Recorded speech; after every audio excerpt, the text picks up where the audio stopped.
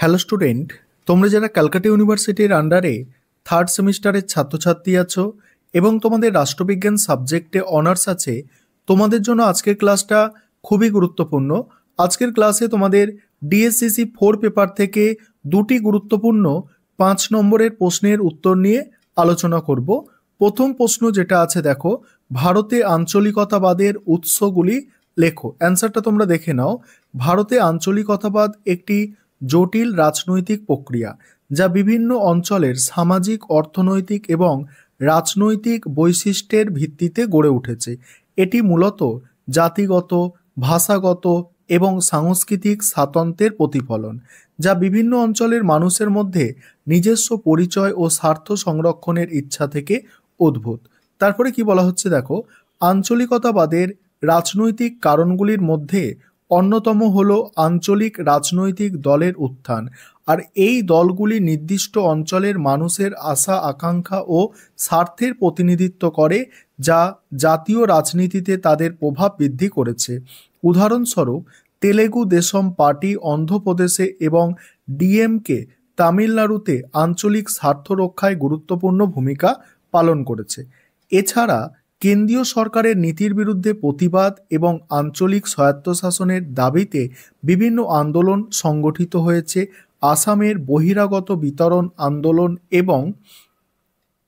এবং পশ্চিমবঙ্গের দার্জিলিংয়ে গোর্খাল্যান্ডের আন্দোলন এই ধরনের আঞ্চলিকতাবাদের উদাহরণ। তারপরে বলা হচ্ছে দেখো, বিচ্ছিন্নতাবাদী আন্দোলনও আঞ্চলিকতাবাদের একটি গুরুত্বপূর্ণ রাজনৈতিক কারণ। নাগাল্যান্ডের নাগা, মিজোরামের মিজো এবং পাঞ্জাবের খালিস্তান আন্দোলন এই ধরনের বিচ্ছিন্নতাবাদী প্রচেষ্টার উদাহরণ, যা কেন্দ্রীয় সরকারের সঙ্গে সংঘাতের সৃষ্টি করেছে।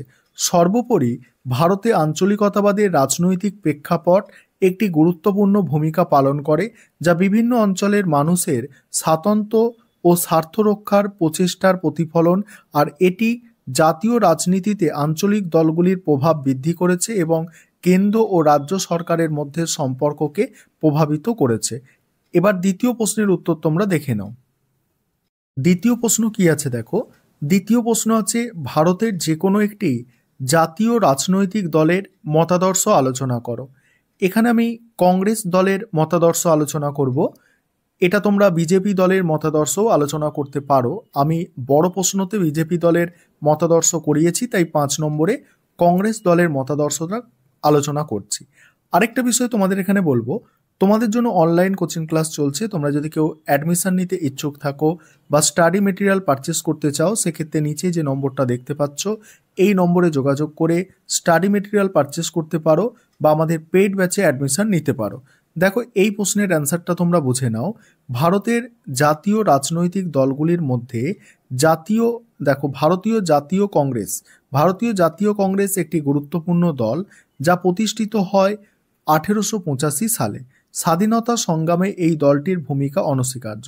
কংগ্রেসের মতাদর্শ মূলত গণতান্ত্রিক, ধর্মনিরপেক্ষ এবং সমাজতান্ত্রিক নীতিতে প্রতিষ্ঠিত।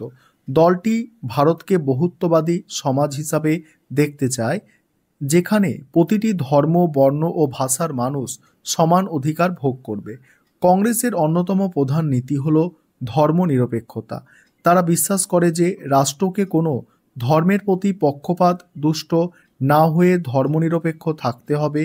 এই নীতির মাধ্যমে তারা সমস্ত সম্প্রদায়ের মানুষের মধ্যে ঐক্য ও সম্প্রীতি বজায় রাখতে চেষ্টা করে।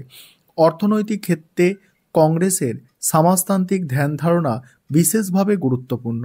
দলটি ন্যায় বিচার, দারিদ্র্য দূরীকরণ এবং কৃষি ও শিল্প উন্নয়নের মাধ্যমে সমগ্র জনগণের কল্যাণে কাজ করে। পঞ্চবার্ষিকী পরিকল্পনার মাধ্যমে দেশের অর্থনৈতিক উন্নয়নের জন্য কংগ্রেস গুরুত্বপূর্ণ ভূমিকা রেখেছে। তারপরে কি বলা হচ্ছে দেখো, আন্তর্জাতিক ক্ষেত্রে কংগ্রেস অহিংসা ও শান্তির পক্ষে, আর স্বাধীনতার পরবর্তী সময়ে ভারতের নিরপেক্ষ পররাষ্ট্রনীতির রূপায়ণে কংগ্রেস বড় ভূমিকা পালন করে। এই দল জাতিসংঘ ও অন্যান্য আন্তর্জাতিক সংস্থার মাধ্যমে বৈষয়িক সমস্যা সমাধানের পক্ষে।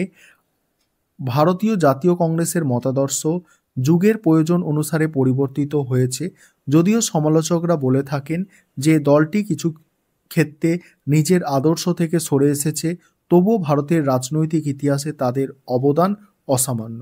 এই ছিল তোমাদের আজকে গুরুত্বপূর্ণ 2টি 5 নম্বরের প্রশ্নের উত্তর।